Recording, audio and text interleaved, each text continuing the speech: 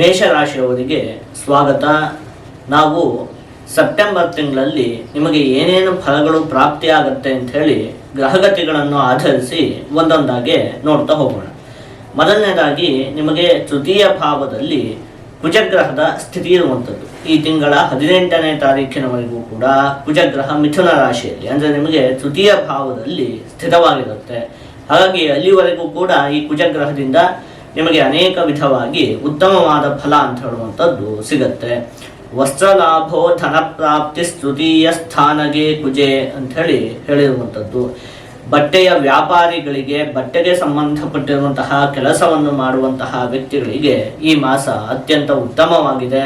ಹಣಕಾಸಿಗೆ ಸಂಬಂಧಪಟ್ಟಿರುವಂತಹ ವಿಚಾರಕ್ಕೂ ಕೂಡ 18ನೇ ತಾರೀಖಿನವರೆಗೂ ಕೂಡ ಅತ್ಯಂತ ಉತ್ತಮವಾಗಿದೆ.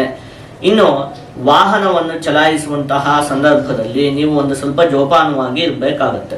ಯಾವಾಗ 18ನೇ ತಾರೀಕು ಆದಮೇಲೆ 18ನೇ ತಾರೀಖಿನವರೆಗೂ ಕೂಡ ಎಲ್ಲ ಉತ್ತಮ ಫಲಪ್ರಾಪ್ತಿ ಆಗುತ್ತೆ ತೃತೀಯ ಭಾವದಲ್ಲಿ ಇರೋದ್ರಿಂದಾಗಿ. 18ನೇ ತಾರೀಕು ಆದಮೇಲೆ ಅದು ಚತುರ್ಥ ಭಾವದಲ್ಲಿ ನೀಚವಾಗಿ ಸ್ಥಿತವಾಗಿರೋದ್ರಿಂದಾಗಿ ಸ್ವಲ್ಪ ವಾಹನವನ್ನು ಚಲಾಯಿಸುವಂತಹ ವಿಚಾರದಲ್ಲಿ ಜೋಪಾನವಾಗಿ ಇರಬೇಕಾಗತ್ತೆ. ವಾಹನಕ್ಕಾಗಿ ಒಂದಷ್ಟು ಹಣದ ವ್ಯಯವೂ ಕೂಡ ಉಂಟಾಗುತ್ತೆ. ಏನೋ ವಾಹನ ಒಂದು ಸ್ವಲ್ಪ ಹಾಳಾಗುವಂಥದ್ದು ಇರಬಹುದು, ಅದನ್ನು ರಿಪೇರಿ ಮಾಡುವುದಕ್ಕಾಗಿ ಒಂದಷ್ಟು ಹಣದ ವ್ಯಯ ಉಂಟಾಗುವಂಥದ್ದು, ಇಂಥದ್ದು ಕೂಡ ಆಗುವುದಕ್ಕೆ ಅವಕಾಶ ಇದೆ. ಇದೆಲ್ಲ 18ನೇ ತಾರೀಕು ಆದಮೇಲೆ. ಇನ್ನು ನಿಮಗೆ ಚತುರ್ಥ ಭಾವದಲ್ಲಿ ಗುರುಗ್ರಹ ಉಚ್ಚವಾಗಿ ಸ್ಥಿತವಾಗಿರುವಂಥದ್ದು. ಹಾಗಾಗಿ ಏನು ಯಾವುದೇ ದೊಡ್ಡ ಮಟ್ಟಿನ ಸಮಸ್ಯೆ ಯಾವುದೂ ಕೂಡ ಉಂಟಾಗೋದಿಲ್ಲ.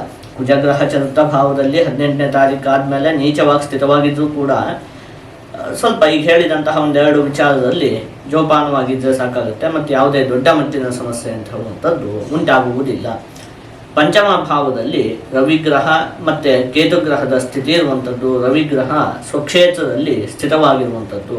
ಹಾಗಾಗಿ ಮೇಲಧಿಕಾರಿಗಳ ಪ್ರಶಂಸೆ ಅಂತ ಹೇಳುವಂಥದ್ದು ನಿಮಗೆ ಪ್ರಾಪ್ತಿ ಆಗುತ್ತೆ. ನೀವು ಉದ್ಯೋಗ ಮಾಡುವಂತಹ ಸ್ಥಳದಲ್ಲಿ ನಿಮ್ಮ ಮೇಲಧಿಕಾರಿಗಳೆಲ್ಲ ನಿಮ್ಮ ಉದ್ಯೋಗವನ್ನು ನೀವು ಮಾಡುವಂತಹ ಕೆಲಸವನ್ನು ಮೆಚ್ಚಿಕೊಳ್ತಾರೆ.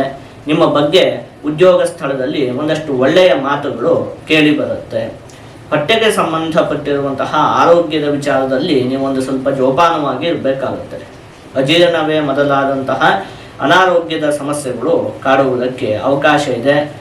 ಮಕ್ಕಳಿಂದ ಮನಸ್ಸಿಗೆ ಒಂದು ಸ್ವಲ್ಪ ಬೇಜಾರು ಉಂಟಾಗುತ್ತೆ. ನಿಮ್ಮ ಮಕ್ಕಳು ನೀವು ಹೇಳಿದಂತಹ ವಿಚಾರಗಳನ್ನು ಕೇಳ್ತಾ ಇಲ್ಲ ಅಂತ ಹೇಳುವಂಥದ್ದಾಗಿರಬಹುದು.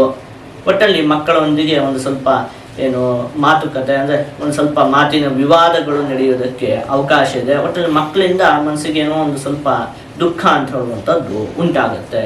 ಇನ್ನು ಬುಧಗ್ರಹ ನಿಮಗೆ ಷಷ್ಠ ಭಾವದಲ್ಲಿ ಸ್ಥಿತವಾಗಿರುವಂಥದ್ದು, ಅದು ಅಲ್ಲಿ ಉಚ್ಚವಾಗಿ ಸ್ಥಿತವಾಗಿರುವಂಥದ್ದು. ಆ ಸಂದರ್ಭದಲ್ಲಿ ವಿದ್ಯಾ ವಿನೋದ ಸೌಖ್ಯಂಚ ಷಷ್ಠ ಸ್ಥಾನಗತೆ ಬುಧೆ ಅಂತ ಹೇಳಿರುವಂಥದ್ದು.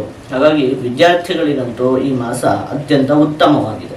ವಿದ್ಯಾಭ್ಯಾಸದ ವಿಚಾರದಲ್ಲಿ ಒಂದಷ್ಟು ಅಭಿವೃದ್ಧಿ ಅನ್ನುವಂಥದ್ದು ಉಂಟಾಗುತ್ತೆ. ಸಹೋದ್ಯೋಗಿಗಳ ಸಂಪೂರ್ಣ ಸಹಕಾರ ಅಂತ ಹೇಳುವಂಥದ್ದು ನಿಮಗೆ ಈ ಮಾಸದಲ್ಲಿ ಪ್ರಾಪ್ತಿಯಾಗುತ್ತೆ. ಉದ್ಯೋಗದ ವಿಚಾರಕ್ಕೆ ಎಲ್ಲ ರೀತಿಯಿಂದಲೂ ಚೆನ್ನಾಗಿದೆ. ಮೇಲಧಿಕಾರಿಗಳ ಒಂದು ಪ್ರಶಂಸೆ ಅಂತ ಹೇಳುವಂಥದ್ದು ಪ್ರಾಪ್ತಿಯಾಗುತ್ತೆ. ಜೊತೆಗೆ ಕೆಲಸ ಮಾಡ್ತಿರುವಂತಹ ವ್ಯಕ್ತಿಗಳ ಒಂದು ಸಂಪೂರ್ಣ ಸಹಕಾರ ಅಂತ ಹೇಳುವಂಥದ್ದು ಕೂಡ ನಿಮಗೆ ಪ್ರಾಪ್ತಿಯಾಗುತ್ತೆ. ಇನ್ನು ಸರ್ಕಾರಿ ಉದ್ಯೋಗವನ್ನು ಮಾಡ್ತಾ ಇರುವಂತಹ ವ್ಯಕ್ತಿಗಳಿಗೂ ಈ ಮಾಸ ಅತ್ಯಂತ ಉತ್ತಮವಾಗಿದೆ. ಯಾವ ವ್ಯಕ್ತಿಗಳು ಸರ್ಕಾರಿ ಉದ್ಯೋಗಕ್ಕಾಗಿ ಪ್ರಯತ್ನ ಪಡ್ತಾ ಇದ್ದಾರೋ ಅವರಿಗೂ ಕೂಡ ಈ ಮಾಸ ಅತ್ಯಂತ ಉತ್ತಮವಾಗಿದೆ. ಉದ್ಯೋಗ ದೊರಕತ್ತೆ ಸರ್ಕಾರಿ ಉದ್ಯೋಗಕ್ಕೆ ಪ್ರಯತ್ನ ಪಡ್ತಿರುವಂತಹ ವ್ಯಕ್ತಿಗಳಿಗೆ.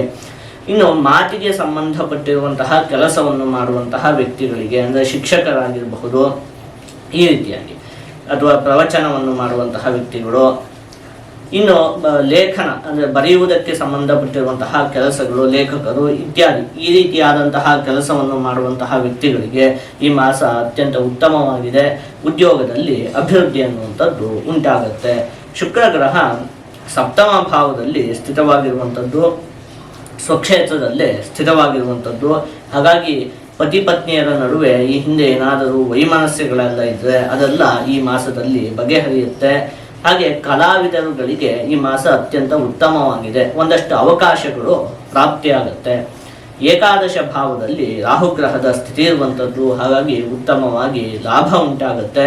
ಶನಿಗ್ರಹ ದ್ವಾದಶ ಭಾವದಲ್ಲಿ ಸ್ಥಿರವಾಗಿರೋದ್ರಿಂದಾಗಿ ಕಾಲಿಗೆ ಸಂಬಂಧಪಟ್ಟಿರುವಂತಹ ಆರೋಗ್ಯದ ವಿಚಾರದಲ್ಲಿ ನೀವು ಒಂದು ಸ್ವಲ್ಪ ಜೋಪಾನವಾಗಿ ಇರಬೇಕಾಗುತ್ತೆ. ನೋಡಿ, ನಡೆಯುವಂತಹ ಸಂದರ್ಭದಲ್ಲಿ ಕಾಲು ಎಡಗುವಂಥದ್ದು ಇರಬಹುದು, ಒಟ್ಟಿನಲ್ಲಿ ಕಾಲಿಗೆ ಸ್ವಲ್ಪ ಪೆಟ್ಟು ಉಂಟಾಗುವುದಕ್ಕೆ ಅವಕಾಶ ಇರುತ್ತೆ. ಹಾಗಾಗಿ ಕಾಲಿಗೆ ಸಂಬಂಧಪಟ್ಟಿರುವಂತಹ ಆರೋಗ್ಯದ ವಿಚಾರದಲ್ಲಿ ನೀವು ಒಂದು ಸ್ವಲ್ಪ ಜೋಪಾನವಾಗಿರಬೇಕಾಗುತ್ತೆ.